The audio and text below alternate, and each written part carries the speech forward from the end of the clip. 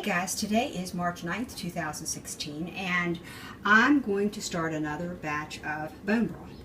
And I've already cooked these bones, and I've cooked them about 2 days. And there is the bone marrow that's come out of it, which is really, really healthy, but we didn't eat it, so I'm just going to toss it back in there.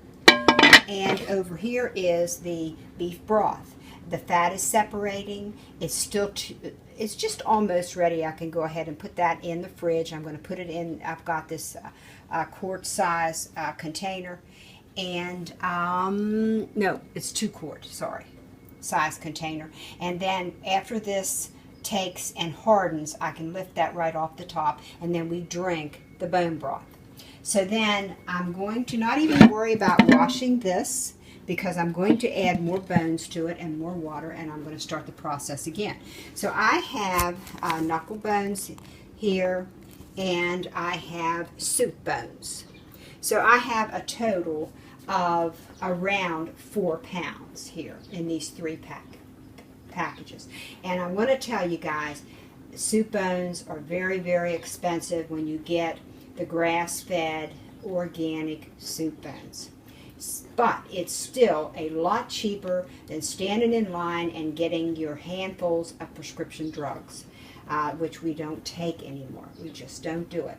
And the baby boomers are spending their life savings on prescription drugs. So we're not going that route. We've been there, done that, and I'm going to be making bone broth. So I'll get back with you when I get this going here. This is extremely simple the way I do it. I just take these bones and soup bones and all, and just rinse them off and put them in the crock pot. Get the water up as far as you can. See, it's up close to the top there, so I can't really go any higher. And that's it, guys. And I just added the bones back that I had used previously. And I'm just going to cook it a couple days, strain the broth like I did over here, and I've got myself another pot of bone broth. So I don't add the apple cider vinegar. I don't put it in the oven and roast them or any of that stuff. I've done that, but it's not necessary, so they say.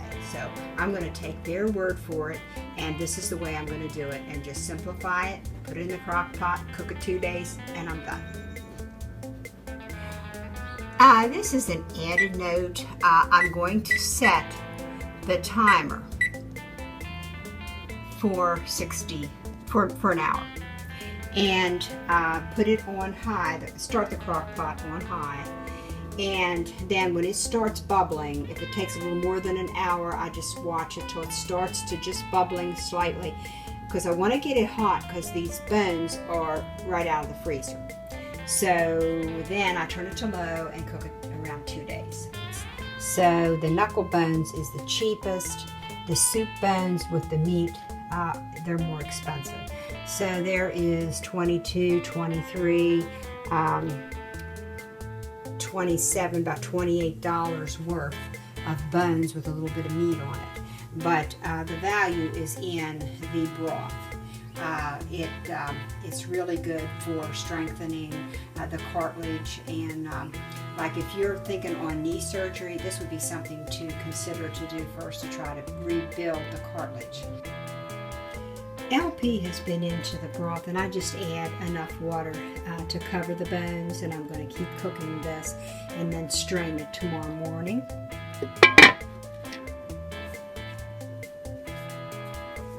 And I ended up putting the 2 quarts of broth in these quart jars with a plastic lid.